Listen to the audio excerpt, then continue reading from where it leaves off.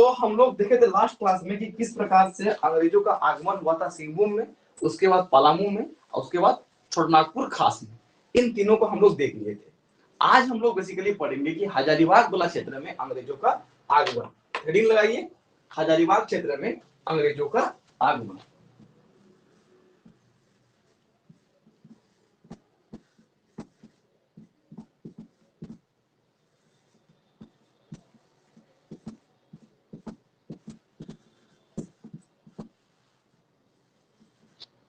एक एक को हम लोग अलग करके इसलिए पढ़ रहे हैं क्योंकि ये टॉपिक दोनों तरफ से एकदम बहुत इंपॉर्टेंट होता है। अगर आप मॉडर्न हिस्ट्री पढ़ रहे होते हैं तब भी अंग्रेजों का आगमन भारत में किस प्रकार से हुआ या यूरोपीय कंपनियों का आगमन भारत में किस प्रकार से हुआ, इसमें भी जेसीसी का फोकस रहता है।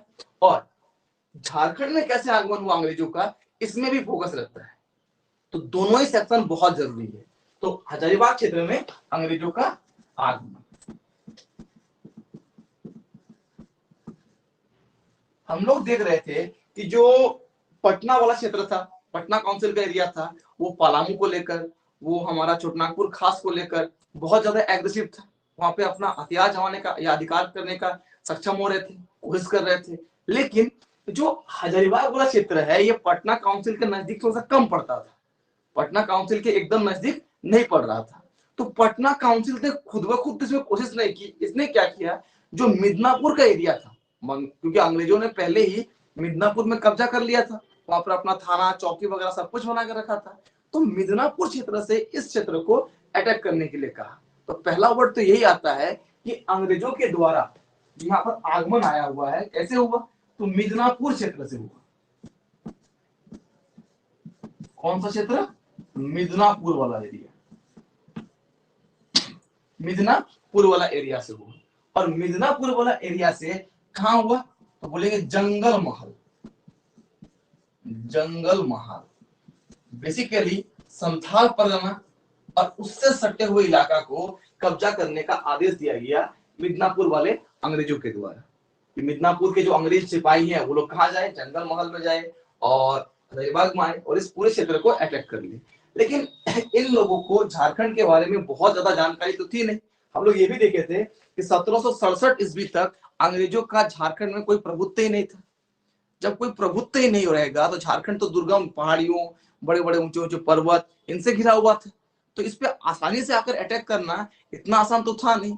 लेकिन हम लोगों ने पिछले 2 बार में देखा कि 1767 से 1767 से हम लोग देखें कि सबसे पहले तो सिंहभूम पर अधिकार कर लिया गया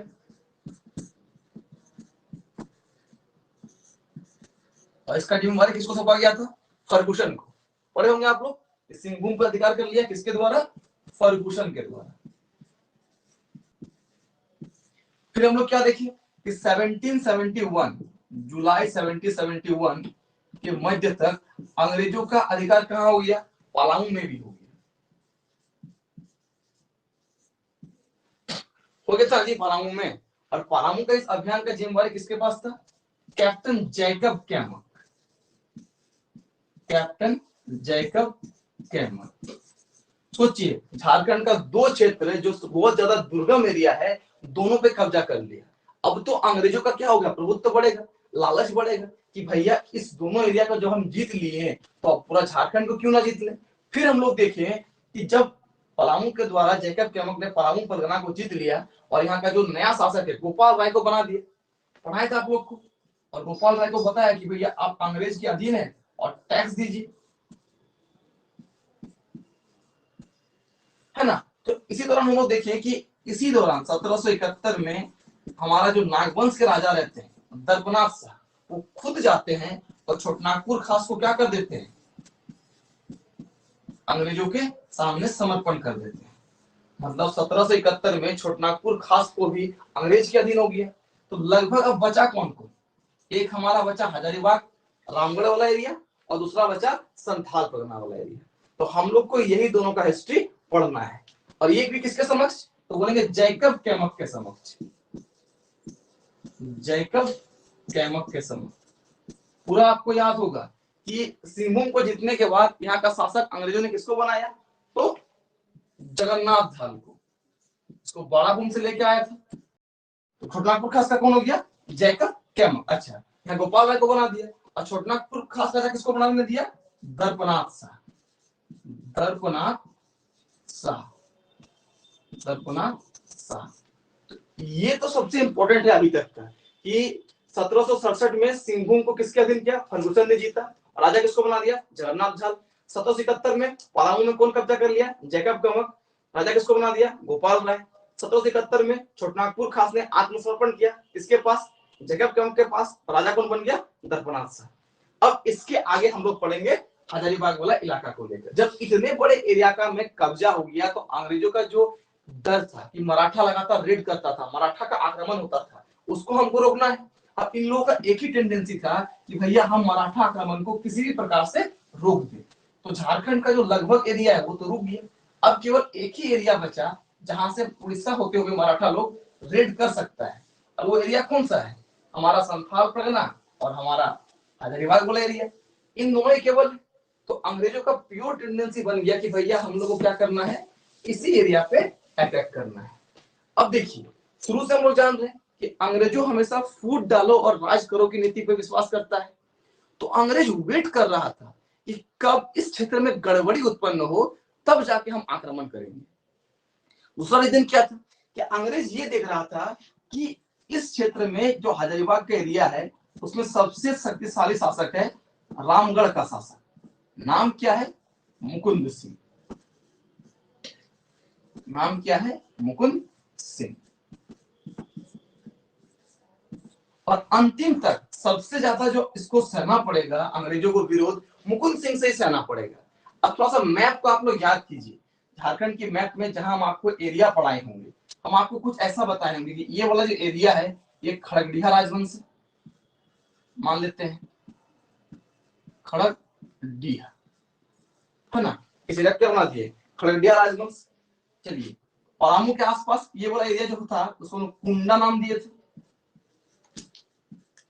पलामू अभियान में सहायता किया था कुंडा वाला लोग।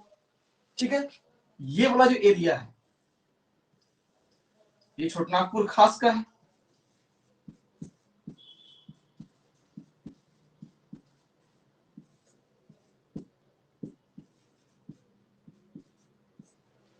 क्लियर? ये जो हमारा एरिया दिख रहा है ये वाला, ये हो गया रामगढ़।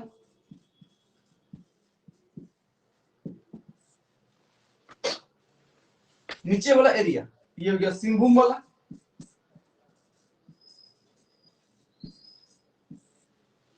ठीक है, और इधर वाला क्या है? मिदनापुर वाला, पश्चिम बंगाल वाला। अब देखिए, अगल बगल के सभी इलाका में अंग्रेज का अधिकार हो गया। बचा केवल कौन है? रामगढ़, खड़गड़िया, कुंडा। इसमें प्रत्यक्ष नहीं हुआ। तो अंग्रेजों ने कोशिश किया कि एक एक करके सबको हड़पते हैं। तो सबसे पहले हम लोग चर्चा करेंगे कुंडा वाला का, कि कुंडा वाला के साथ क्या हुआ था। तो इस पे हम लोग क्या लिखेंगे? पॉइंट डाल के लिखेंगे कि कुंडा का शासक, कुंडा का शासक कौन था? धीरज नारायण सिंह। इससे पहले भी इसका नाम आपको बताएंगे। कुंडा का शासक धीरज नारायण सिंह। अरे यही आदमी है जो सहायता किया था अंग्रेज को, याद होगा, पलामू अभियान में। धीरज नारायण सिंह, कुंडा का शासक धीरज नारायण सिंह। क्या लिखेंगे? कि इन्होंने कैप्टन जैकब कैमक को, इन्होंने कैप्टन जैकब कैमक को, इन्होंने कैप्टन जैकब कैमक को पलामू विजय अभियान में सहायता की थी। पलामू विजय अभियान में सहायता की थी। इसी कारण, इसी कारण कुंडा के क्षेत्र को, कुंडा के क्षेत्र को लंबे समय तक, लंबे समय तक कर मुक्त रखा गया था। सवाल पूछेगा कि अंग्रेजों ने झारखंड के किस क्षेत्र को लंबे समय तक कर मुक्त रखा था, तो क्या कहिएगा? धीरज नारायण सिंह। याद रहेगा आपको, धीरज नारायण सिंह। ये वर्ड पहले लिख लिया आप लोग। चलिए अब आगे बढ़ेंगे हम लोग। ये हो गया कुंडा के बारे में। अब नेक्स्ट डालेंगे खड़गड़िया। नेक्स्ट लिख लेते हैं खड़गड़िया। छोटा छोटा है, इसको पहले देख लेंगे, फिर हम लोग आएंगे रामगढ़ का पूरा कहानी के बारे में। खड़गड़िया राजवंश के साथ आपको हम पढ़ाए थे कि खड़गड़िया और छह इन दोनों का लगातार विवाद चल रहा था। आप पढ़े होंगे ये कामगर खां आते हैं और कामगर खां के बाद अकबर खां आते हैं। तो जब तक कामगर खां जिंदा थे तब तक खड़गडिया को कब्जे में लेकर रखा, फिर खड़गडिया का शासक उसको वापस ले लेता है और फिर कौन आता है, अकबर खां। जैसे अकबर खां आता है ये फिर से क्या होता है, खड़गडिया पे चढ़ाई करेगा और खड़गडिया को अपने अधीन कर लेगा। कौन, अकबर खां। पढ़ा चुके हैं पहले ही सारा नाम। खड़गडिया और क्षय के साथ क्या संबंध था उस क्लास में आपको बताए थे हम कि किस प्रकार से कामगर खां के बाद अकबर खां आता है, इधर शिव नारायण सिंह, वैरी नारायण सिंह, ये लोग सब आता है, ग्रीवर नारायण सिंह आते हैं ना जी, बताए होंगे कि खड़गडिया में कौन आता है, ग्रीवर नारायण, वैर नारायण, और इधर क्षय में कौन आता है, कामगर खां, अकबर खां। तो अकबर खां क्या करता है, जो कि कामगर खां का पुत्र है, ये अकबर खां खड़गडिया पर फिर से आक्रमण करता है और खड़गडिया को अपने अधीन कर लेता है। जैसे खड़गडिया को अपने अधीन करेगा वैसे ही गिरवर नारायण जो कि खड़गडिया का शासक रहेगा वो अंग्रेजों से जा मिलेगा। अंग्रेज तो ऐसी मौका का तलाश में रहता है कि कैसे आंतरिक कलह हो, आपस में फूट पड़े, हम पे अधिकार हो जाएगा। तुरंत अंग्रेज निकल के आता है और अकबर खां पर चढ़ाई करता है और पूरा खड़गडिया को अपने अधीन कर लेता है। कहता है कि आप भी शासक रहिए, जो गिरवर नारायण है उसको भी शासक रहने दीजिए, पर दोनों क्या कीजिएगा, हमारे अधीन रहिए। इसमें हम लोग क्या लिखेंगे, लिखिए पॉइंट 2 लेके लिखिए खड़गडिया के बारे में। देखिए कामगर खां का पुत्र, कामगर खां का पुत्र, अच्छा कहीं कहीं पर अली अकबर खां लिखा हुआ रहता है, तो दोनों लिखिए, कामगर खां का पुत्र अकबर खां या अली अकबर खां के द्वारा, अली अकबर खां के द्वारा, कामगर खां का पुत्र अकबर खां या अली अकबर खां के द्वारा खड़गडिया क्षेत्र पर, खड़गडिया क्षेत्र पर अधिकार कर लिया जाता है या कब्जा जमा लिया जाता है, जिस कारण खड़गडिया के शासक, जिस कारण खड़गडिया के शासक, जिस कारण खड़गडिया के शासक गिरवर नारायण, जिस कारण खड़गडिया के शासक गिरवर नारायण अंग्रेजों से जा मिलता है, अंग्रेजों से जा मिलता है एवं एवं एवं अंग्रेज के द्वारा इस बात के लिए खड़गडिया पर आक्रमण कर पूरे खड़गडिया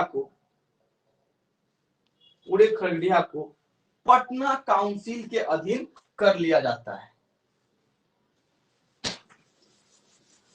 पटना काउंसिल के अधीन कर लिया जाता है।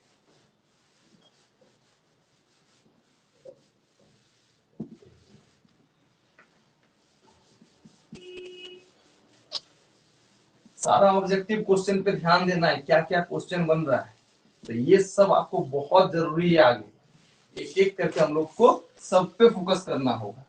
अब देखिए, अब ये सवाल आता है कि रामगढ़ कब्जा, छोटनागपुर खास कब्जा, कुंडा कब्जा, खड़गडिया कब्जा, खाली बचा रामगढ़, खाली बचा कौन, रामगढ़।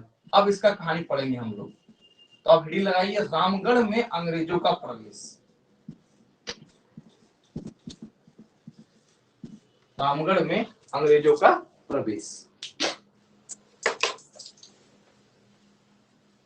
ठीक है। तो पहला पॉइंट क्या लिखना है, अब थोड़ा थोड़ा पॉइंट कर लिखते चलेंगे। अब अंग्रेजों का रामगढ़ को जीतना बहुत जरूरी था, लेकिन ये वेट कर रहा था क्योंकि रामगढ़ के जो मुकुंद सिंह है उस समय तत्काल के सबसे ग्रेट शासक थे, क्योंकि हम लोग जानते थे नागवंश कमजोर पड़ रहा था, नागवंश का टैक्स भी मुकुंद सिंह के माध्यम से जाता था, तो सबसे शक्तिशाली शासक कौन बना हुआ था, मुकुंद सिंह। तो अंग्रेजों को मुकुंद सिंह को हराना बहुत जरूरी था। इसके पीछे कई सारे रीजन है। पहला रीजन आपको पढ़ाए होंगे कि जिस समय पलामू अभियान हुआ ना, पलामू अभियान, और पलामू का जो शासक चित्रजीत राय और उसके दीवान जयनाथ सिंह दोनों ही पलामू में हारने के बाद कहां भाग गए थे, रामगढ़ भाग गए थे। ये हम पढ़ाए थे आपको कि पलामू अभियान में पलामू के शासक कौन है, चित्रजीत राय, चित्रजीत राय। और इसका दीवान कौन था? सियानाथ सिंह, जयनाथ सिंह, सॉरी जयनाथ सिंह। ये दोनों ही युद्ध में हारने के बाद शरण लेने कहां चले गए थे? रामगढ़ चले गए। तो देखिए, एक तो अंग्रेजों के जो खिलाफ है उसको मुकुंद सिंह रामगढ़ शासक शरण दे रहा है। पहला पॉइंट तो ये है, अंग्रेजों को ये इश्यू है। अब जब पूरा पलामू वाला एरिया में अंग्रेजों का अधिकार हो गया है, तो अंग्रेज लोग ये भी तो कोशिश करेगा कि भैया अलग अलग ये एरिया होगा, पलामू का एरिया, छोटनागपुर खास का एरिया, यहाँ से हम लोग टैक्स वसूले। तो पहला पॉइंट तो ये हो गया। दूसरा पॉइंट क्या है कि अब हमारा जो छोटनागपुर खास का एरिया है वो रामगढ़ का मित्र बन गया था। कल बताए थे आप लोग को कि किस प्रकार से जैकब कैमक ने दर्प नारायण शाह के साथ अपना टोपी बदला था, मतलब ठग लिया था कहीं और टोपी बदल के मित्र बन गया था। तो अब तो छोटनागपुर खास के आदमी भी क्या चाहते हैं कि भाई हम टैक्स किसको देंगे? नागवंश का सीधा टैक्स कहाँ जाएगा? अंग्रेजों के पास जाएगा। कल ये भी बताए थे कि लेटर लिख के अनुग्रह किया कि हमारा टैक्स रामगढ़ राजा के मार्फत से ना जाए। और ये जो मुकुंद सिंह है कभी कभी इस बहाने छोटनागपुर पे भी आक्रमण कर रहा था, मतलब इसका भी रोष लगा हुआ था, इसका भी रोष चढ़ा हुआ था कि भैया कभी वो आक्रमण करे तो हम तुरंत तुरंत सपोर्ट करेंगे। और क्या रीजन था कि जो छह का जमींदार हो, छह का जमींदार भी कौन हो जाएगा? अली अकबर खां या अकबर खां, वो भी हार गया, वो भी तो सपोर्ट में आ गया क्योंकि भैया आत्मसमर्पण कर दिया था। मतलब छह का जमींदार ये भी अंग्रेजों के मतलब सपोर्ट में।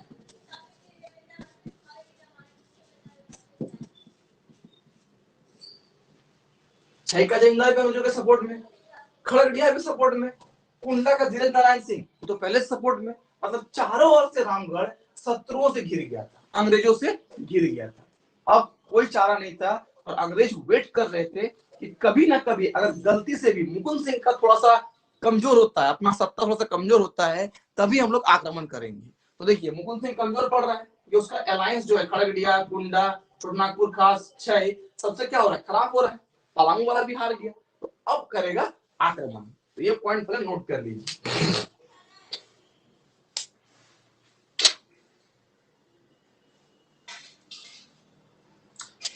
हो गया। अब देखते हैं हम लोग कि आक्रमण प्रारंभ कैसे हुआ। आक्रमण प्रारंभ हुआ कैसे, किस प्रकार से आक्रमण प्रारंभ हुआ? सबसे पहले ये नहीं कि डायरेक्ट आक्रमण करने पहुंच गया। देखिए अब इस पॉइंट पे ध्यान देना है कि अचानक से ये नहीं कि एक दिन उठा सुबह और बोला कि चलो आज मुकुंद सिंह पर आक्रमण करते हैं, ऐसा कुछ नहीं हुआ था। क्योंकि अंग्रेज को हम पहले से बताएं कि अंग्रेज लोग का भारत पे या पूरे वर्ल्ड में इतने शायद 53-54 कंट्री को अपना जो उपनिवेश बनाया था, डोमिनेंट कंट्री बनाया था, इसके पीछे सबका बड़ा रीजन था स्ट्रेटेजी। और कहता भी है अगर आपका स्ट्रेटेजी अच्छा है, अगर आप अच्छा स्ट्रेटेजी बना चुके हैं किसी भी काम को करने के लिए, तो आपका आधा काम हो चुका है। हार्ड वर्क इज डन, आधा काम आपका हो चुका है। तो अंग्रेज ने सबसे पहले रामगढ़ के नजदीक वाला इलाका जो छोटनागपुर खास सटा हुआ था, पलामू कुंडा सटा हुआ था, उस पर जाकर अपना अधीनस्थ करना स्वीकार किया। मतलब वो धीरे धीरे कहां घुसते गए? रामगढ़ के इलाका में, एकदम छोटनागपुर खास पलामू का निकटवर्ती इलाका में। कहा जाता है कि अंग्रेज मुकुंद सिंह से लगभग जितना इलाका हड़प लिए, जितना इलाके पे अधिकार कर लिए जबरदस्ती, क्योंकि छोटनागपुर खास से या कुंडा से या खड़गड़िया सटा हुआ था, उसका लगभग जो इनकम था वो सालाना 8,300, ठीक है, 8,300। और टोटल 8,300 तो मालगुजारी के रूप में आएगा, लेकिन अब टोटल इनकम कहा जाए कि अभी अधीनस्थ कर लेगा, तो अधीनस्थ कर लेगा तो केवल मालगुजारी नहीं, टोटल इनकम, तो टोटल इनकम में एक जीरो और बढ़ा दीजिए, 83,000 रुपए। इसमें सेना का भी खर्चा आएगा, सब कुछ आ जाएगा। मतलब अगर मालगुजारी लिया जाता तो कोई भी उसको 8300 रुपया देता, और टोटल इनकम कितना होगा? 83,000। इतने एरिया को, यानी इतना रामगढ़ का एरिया को अंग्रेजों ने पहले अपने अधीनस्थ किया, क्योंकि छोटनागपुर खास और पलामू के निकटवर्ती थे। तो ये पॉइंट को नोट डाउन करेंगे। क्या पॉइंट को लिखेंगे कि अंग्रेजों के द्वारा सबसे पहले रामगढ़ का उन इलाकों पर, रामगढ़ के उन इलाकों पर अधिकार किया गया जो छोटनागपुर खास छोटनागपुर खास, खड़गडिहा, पलामू, पलामू के निकटवर्ती थे, पलामू के निकटवर्ती थे, मतलब सामने वाला एरिया। कल भी हम बताए थे कि कभी भी उपनिवेशन कंट्री ये नहीं कि अचानक से बहुत दूर चले जाएंगे, एक एरिया दूसरे एरिया फिर तीसरे एरिया, ये सिस्टम से चलेगा। और फिर हमने क्या लिखेंगे कि इन पूरे क्षेत्र का, जिस क्षेत्र को अंग्रेजों ने हथिया लिया, अपने कब्जे में कर लिया, इस पूरे क्षेत्र का इनकम, वार्षिक आय 83,000 रुपए, अंडरलाइन करके रखेंगे, कितने रुपए थी? 83,000 रुपए।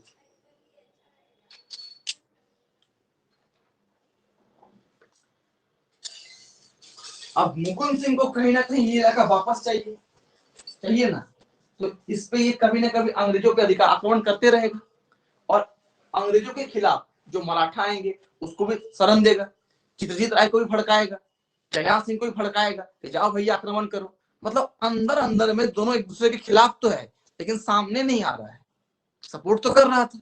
और अंग्रेज तब तक आक्रमण नहीं कर सकता है जब तक वो डायरेक्टली सपोर्ट करे, तब तक उसको रुकना पड़ेगा ना। हाँ भैया आप सुने हैं कि मेरे बारे में कुछ बोल रहा था, लेकिन डायरेक्टली नहीं ना बोला था, तो क्या करना पड़ता है, जो बोला तो उसको ले आना पड़ता है कि नहीं तुम पूरा वो सामने वाला बोला था कि नहीं बोला था।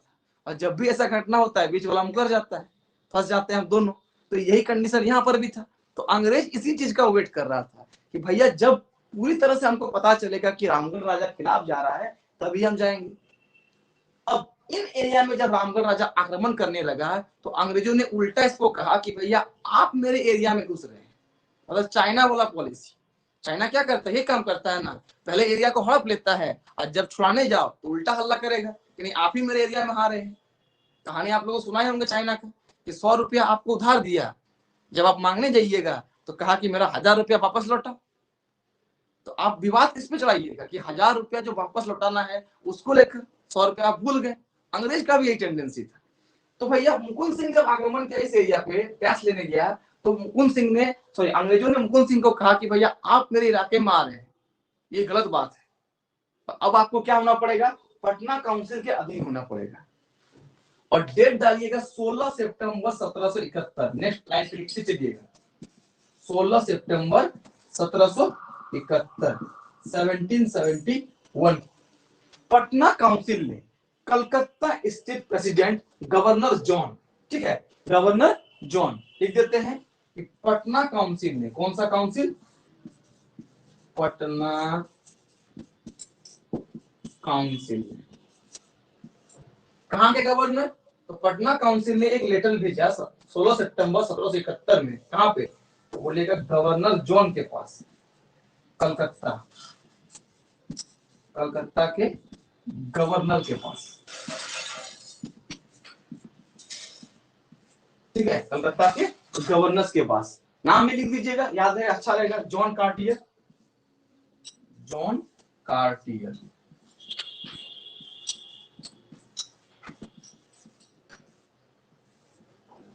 तो 16 सितंबर 1771 को पटना काउंसिल ने अपना एक लेटर भेजा, किसको, कलकत्ता के गवर्नर जॉन कार्टियर को। और लेटर में क्या कहा कि भैया मुकुंद सिंह हम लोग पे आक्रमण कर रहा है और इसको लेके जल्द से जल्द आप एक कार्रवाई जारी कर दीजिए। पटना काउंसिल ने भेजा। जब पटना काउंसिल का ये लेटर भेज पहुंचा जॉन कार्टियर के पास, तो अंग्रेज लोग इसी का वेट कर रहे थे कुछ ऐसा हो। तुरंत तुरंत जॉन कार्टियर ने एक नोटिस इशू कर दिया, और नोटिस इशू करके क्या कहा कि मुकुंद सिंह को अपना कंट्रोल में रहना पड़ेगा, मतलब एक आचरण पे रहना पड़ेगा, और 20,000 रुपए लिख लीजिएगा, 20,000 रुपए सालाना टैक्स पे करना होगा। कितना रुपए, 20,000 रुपए सालाना टैक्स पे करना होगा। अगर ये दोनों बात को नहीं मानता है तो छना, मतलब जल्द से जल्द मुकुंद सिंह पर कानूनी कार्रवाई की जाएगी, मतलब उसको गद्दी से हटा दिया जाएगा, मतलब उस पर आक्रमण किया जाएगा। और अंग्रेजों ने इसके पीछे रीजन क्या दिया कि मुकुंद सिंह अपने एरिया को छोड़ के हमारे एरिया पर, यानी कि हमारे खुद के एरिया पर आक्रमण करने आ रहा है, उल्टा चोर कोतवाल को डांटे, यही वाला कंडीशन यहाँ हो गया। अब जैसे ये एडमिशन हुआ, मुकुंद सिंह के पास ये पहुंचा कि आपको 20,000 रुपया सालाना देना पड़ेगा और क्या करना पड़ेगा, ये जो आपको आचरण पे रहना पड़ेगा। अब मुकुंद सिंह भैया एक महान शासक, दंभी शासक, जो अपने आप को बहुत मजबूत समझता था, तो स्टार्टिंग में वो तो टैक्स बोला कि हम देंगे, लेकिन ये नहीं कि आपको अचानक से आपके कहने पर देंगे। मेरे पास जब आएगा, हम टैक्स तो आपको पहले भी देते थे। छोटनागपुर खासकर टैक्स भी हम लोग जानते हैं कि रामगढ़ राजा के मार्फत से ही जाता था, अंग्रेजों के समय से ही। तो वो माल गुजारी, मतलब जब बुलाया तब दिए, लेकिन रेगुलर बेस पे हमको टैक्स देना ही होगा, ऐसा कोई सिस्टम नहीं है। क्लियर है? तो हम लोग आगे बढ़ेंगे कि अब क्या होगा। इस लाइन को आप लोग लिख लिए होंगे, लिख लीजिए कि 16 सितंबर 1771 को 16 सितंबर 1771 को 16 सितंबर 1771 को पटना काउंसिल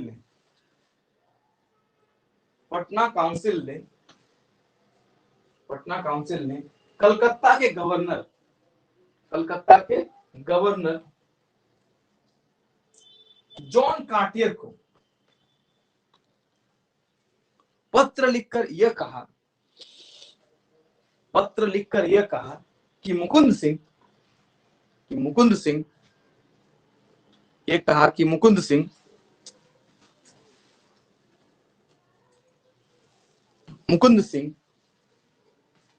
अंग्रेजों के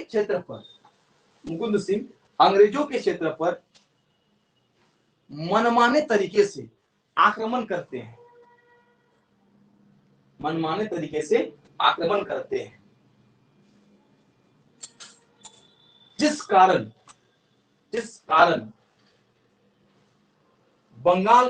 कलकत्ता के गवर्नर जॉन कार्टर ने यह सूचना या यह नोटिस जारी की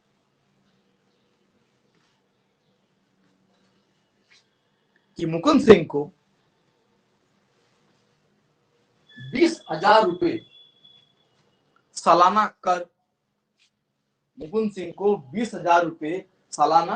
कर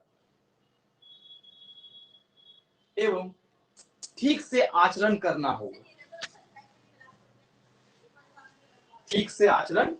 होगा, नहीं तो इन पर कानूनी कार्रवाई की जाएगी।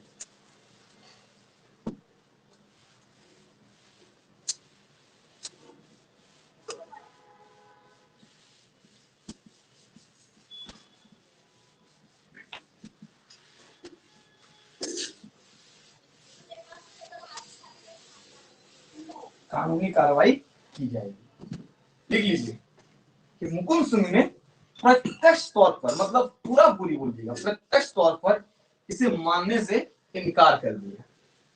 या प्रत्यक्ष तौर पे तो हम नहीं मानेंगे, हम खुद अपना क्षेत्र का राजा है, आपको कहिएगा, हमको आप सहायता कीजिएगा, आपको हम टैक्स देंगे। इसका मतलब ये नहीं कि आप जितना कहे उतना देना है, हर बार देना है, ऐसा कुछ नहीं। अब तक तो मुकुंद सिंह ठीक है रामगढ़ का शासक था, लेकिन इंटरनल डिस्टर्बेंस तो नहीं ना था, रामगढ़ तो ठीक ठाक था।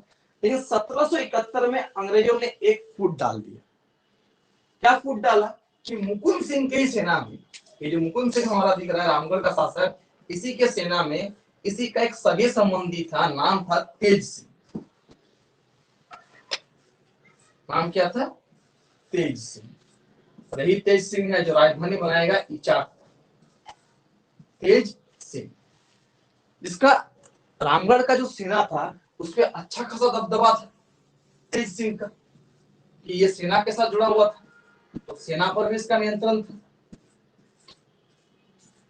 अंग्रेजों ने किसी तरह इसी को भड़का दिया। किसको? तेज सिंह को। बोला कि भैया तुम्ही को राजा बना देंगे। कहा तुम सेना पर कंट्रोल लेके कमांडर बन के बैठा हुआ है, तुम भी तो राजवंश का है, राजवंश का खून तुम्हारे अंदर भी है, तो तुम क्यों राजा बन जाता है? तो कहा कि भैया हम तो केवल सेना को नियंत्रण करते हैं, हमारा सपोर्टर कहाँ है? तो अंग्रेज कहा कि भैया तुम अपना सपोर्टर ढूंढो, अपना टीम बनाओ, तो जैसे तुम्हारा टीम बन जाएगा हम तुमको राजा बना देंगे। तो जैसे तेज सिंह को यह लालच हुआ, तो तेज सिंह क्या करेगा? इंटरनल गड़बड़ी, मतलब रामगढ़ की जो सत्ता है, रामगढ़ की जो गद्दी है, रामगढ़ की गद्दी पर अपना अधिकार बताएगी कि हम भी राजा बन सकते हैं, हम भी मुकुंद सिंह के बराबर हैं। मतलब अब सोचिए, अंग्रेज लोग यही कोशिश कर रहा था कि बाहर से तो हम लोग घेर के रखे हैं, रामगढ़ के अंदर में इंटरनल डिस्टर्बेंस स्टार्ट हुए। जैसे ही तेज सिंह ने रामगढ़ की गद्दी के लिए धावा बोल दिया या अधिकार की बात कर लिया, वैसे ही रामगढ़ में क्या हो गया, इंटरनल डिस्टर्बेंस स्टार्ट। अंग्रेज यही चाह रहा था, पर अंग्रेज क्या कहता है कि हम सुलह कर देंगे।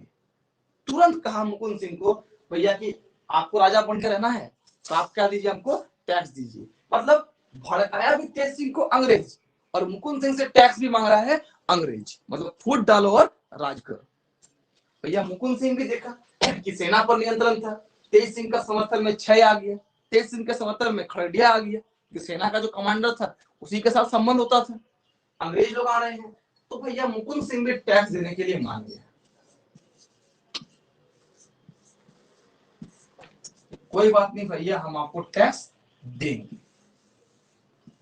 तो आंतरिक गड़बड़ी का फायदा कौन उठाया, अंग्रेजों ने, और टैक्स देने के लिए कौन माना, मुकुंद सिंह। और क्या माना इस बात को देखिएगा। तो पहले इस वर्ड को लिख लीजिए, फिर लिखाएंगे। लिख लीजिए पहले कि 1771 में, 1771 में ही रामगढ़ सेना के एक व्यक्ति तेज सिंह ने संभवतः अंग्रेजों के भड़काव में आकर, संभवतः अंग्रेजों के भड़काव में आकर, संभवतः अंग्रेजों के भड़काव में आकर, संभवतः अंग्रेजों के भड़काव में आकर रामगढ़ की गद्दी पर, रामगढ़ की गद्दी पर, रामगढ़ की गद्दी पर अपने अधिकार की बात की, जिससे रामगढ़ राज्य में आंतरिक कलह होना प्रारंभ हो गया, इंटरनल डिस्टर्बेंस होना स्टार्ट हो गया, जिस कारण मुकुंद सिंह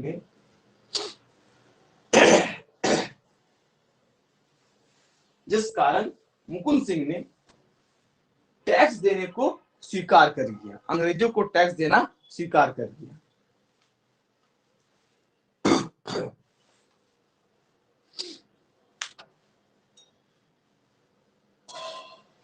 चलिए अब आगे देखिए, इन्होंने तुरंत 1771 के अंत में क्या लिखेंगे, 1771 ईस्वी के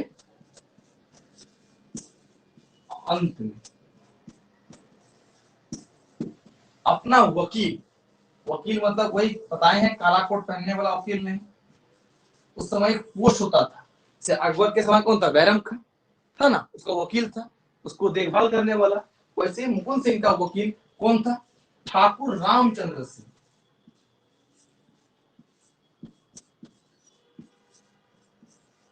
ठाकुर रामचंद्र सिंह, इसको भेज दिया सीधा किसके पास, जैकब कैमक के पास। इसके पास, जैकब कैमक के पास। भैया आप जाइए और जैकब कैमक से बात कीजिए।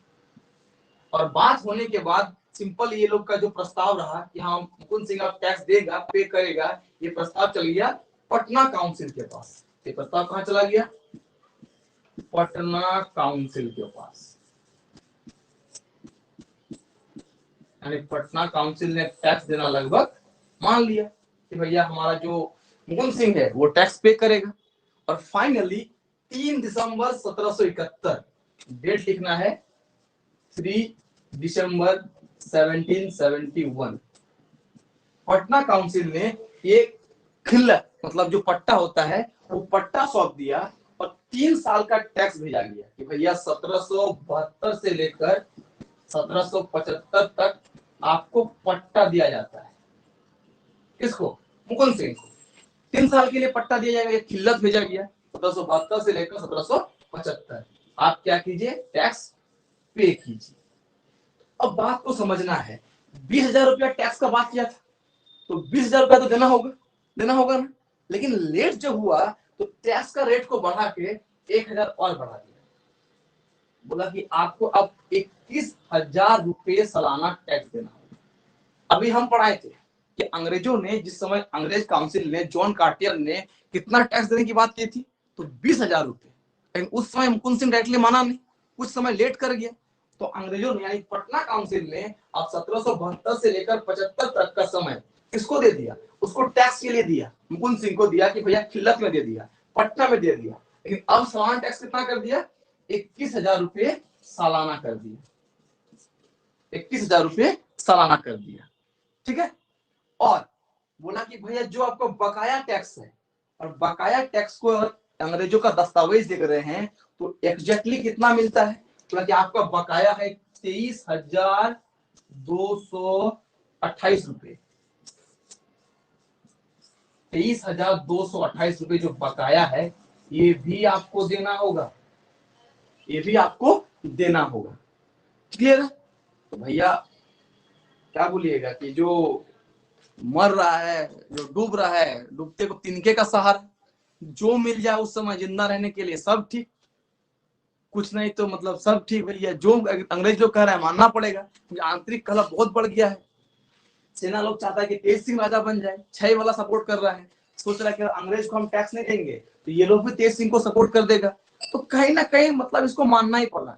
एक तरह से ना नहीं बोल पाया, लेकिन टैक्स देगा नहीं, बोला ठीक है हम टैक्स दे देंगे, ठीक है। तो क्या टैक्स डिसाइड हुआ कि 3 दिसंबर 1771 को पटना काउंसिल के द्वारा पट्टा जारी कर दिया गया या खिल्लत भेजा गया। उस खिल्लत के अनुसार 1772 से लेकर 1775 के लिए 3 वर्ष के लिए क्या दिया गया, इसको पट्टा में दिया गया, मुकुंद सिंह को पट्टा में दिया गया कि भैया पट्टा में आप टैक्स वसूलिए या इस क्षेत्र में आपका अधिकार रहेगा, 1772 1775। लेकिन अब आपको सालाना टैक्स कितना देना पड़ेगा, 21,000 रुपये सालाना, और साथ ही साथ जो आपका बकाया है 23,228 रुपये वो भी देना होगा, क्लियर है। तो इस पॉइंट को भी आप लोग लिख लीजिएगा कि किस प्रकार से मुकुंद सिंह ने 1771 ईस्वी के अंत में अपने वकील ठाकुर रामचंद्र सिंह को कहां भेजा, पटना काउंसिल के पास भेजा, यानी जैकब कैमक के पास भेजा। और फिर पटना काउंसिल ने यह डिसाइड किया कि 3 दिसंबर 1771 को एक नोटिस जारी कर दिया, एक खिल्लत जारी की, जिसके अनुसार 1772 से लेकर 1775 तक 3 वर्षों के लिए जो पट्टा है वो किसको दिया गया, मुकुंद सिंह को दिया गया। और इस पर टैक्स कितना हो गया, इस बार 21,000 रुपये सालाना हो गया। साथ ही साथ ये भी कहा कि आपका जो बकाया है 23,228 रुपये वो भी आपको देना होगा, क्लियर है। चलिए आज को यहीं पर रखेंगे, कल हम लोग देखेंगे कि क्या मुकुंद सिंह इतने बड़े राशि बकाया 23,228 और 21,000 रुपये सालाना टैक्स देगा, या इसके खिलाफ वो विद्रोह कर देगा, या क्या साजिश रचेगा, और बाद में कैसे अंग्रेजों के द्वारा मुकुंद सिंह को हराकर पूरे क्षेत्र पर अधिकार कर लिया जाएगा। तो चलिए मिलेंगे कल के वीडियो में, तो आज के लिए थैंक यू।